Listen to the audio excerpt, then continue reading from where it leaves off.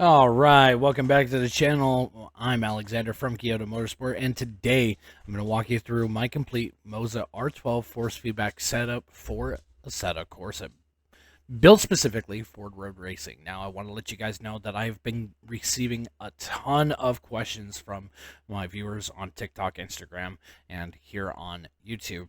But again, this is going to be for the R12, not the R21, not the R9. So make sure that you have the R12. And I'll go into a little bit of a deep dive here. This is not some random plug and play profile. If you want smooth, progressive, realistic steering that helps you get faster and more consistent, then this one's for you. Let's go ahead and break it down. We're going to be starting off with the basic settings tab in the Moza Pit House software. So again, you want to make sure that you have your wheel connected to your PC and you want to start up that Pit House software. Now, steering angle, that's where we're going to start off with. I run 900 degrees, and here's why. Typical road cars use about 900 degrees lock to lock. GT cars, by contrast, usually range from about 540 to 640 degrees, and Formula 1 cars, well, they run super tight, around 360 degrees for lightning fast steering. So why do I keep it at 900 degrees? Well, that's because I want a constant base across all road cars. Assetto Corsa will automatically adjust the steering lock for each car. So 900 degrees gives the flexibility to drive pretty much anything from street builds to GT4 without having to change profiles every single session. Soft limit set to 5. Soft limit strength is hard. Now, I like the feeling when I hit full lock.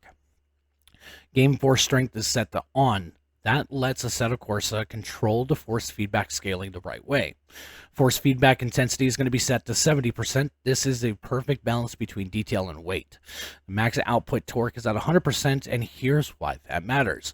The Moza R12 puts out 12 Newton meters of torque. Now, that's important. Again, Newton meter of torque is 12. The R12. In sim racing, most realistic force feedback falls between 5 and 15 Newton meters, depending on the car and driving style. For context, standard road cars in real life are about 2 to 3 Newton meters. Performance street cars are about 5 to 7 Newton meters. GT3 cars, usually 6 to 8 Newton meters, sometimes up to 10 or 12. Now, this is where it starts to get fun. LMP2 cars capped out at around 11 Newton meters. Even Formula cars, Formula 1 or Indy cars, rarely push beyond 20 Newton meters. So 12 Newton meters from the R12, that's exactly where you want to be for high fidelity road racing. And here's the real key. I'm not chasing brute force here. I want progressive resistance where the wheel gets heavier the faster you go, just like in a real car. More speed, more grip, more weight on the wheel. That's what makes it feel real. Now, let's head into the advanced settings tab. This is where we will tune feel the wheel. Force feedback interpolation at 0%. I want that pure raw signal, not a softened version. Natural dampening is at 10%, smooths out the little jitters, but doesn't dull detail. Natural friction is at 40%, adds that mechanical resistance you'd feel with a hydraulic rack. Natural inertia is 150%. Now, this simulates the weight and mass of real steering hardware. So like your rack and pinion or whatever steering you have in your vehicle. Wheel spring strength is at 0%. I let the sim do all the centering. I mean, it's only natural. When we're talking about the direct input effect tuning, now here's how I set it. So the game spring is at 100%. The game dampener, the game inertia, the game friction, 50%. This gives me a solid, believable feel, whether I'm in a Porsche Cup car or a street-tuned S2000 or even a full-blown GT4. I also use speed-dependent dampening. Now, I set this to 20% and it kicks in at about 80 kilometers an hour. It's subtle, but important because it gives you more resistance as the car builds speed. Just like in real life, when the tire load and arrows start to build, it helps with the stability mid-corner feel. Now let's talk about the force feedback equalizer. I leave every frequency at 100% flat across the board, from 0 to 100 hertz. That way I don't miss a single thing. Not the curbs, the ABS pulsing, the tire slip, or even the subtle weight transfers. If you cut any of these bands, you're basically turning off real feedback from the sim.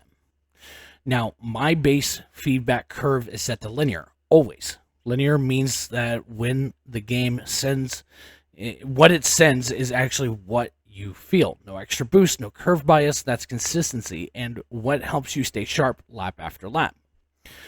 Now, under the miscellaneous tab, here's what I run. Temperature strategy is going to be radical. That keeps the torque consistent, even in long stints. I don't really use the standby mode, so leave it on work mode, so that way there's no auto shut off. And then Bluetooth and base status both on, just basic convenience settings. And that's pretty much it, guys. This is the full setup for my Moza R12 configuration for Assetto Corsa road racing only. No drifting, no gimmicks, just clean, reliable profile built for real-world feel and long session consistency. But if you really want to level up right now at KyotoMotorsport.com, we're running a back-to-school boost. 50% off coaching sessions at Kyoto Racing School for a limited time. Whether you're just starting out or trying to shave that last tenth at Nürburgring, I'll help you dial in your technique, your feedback, and your car one-on-one. Spots are limited, so check it out before the deal ends. I'm Alex from Kyoto. Thanks for watching. Hit that like, subscribe, and I'll see you on the track.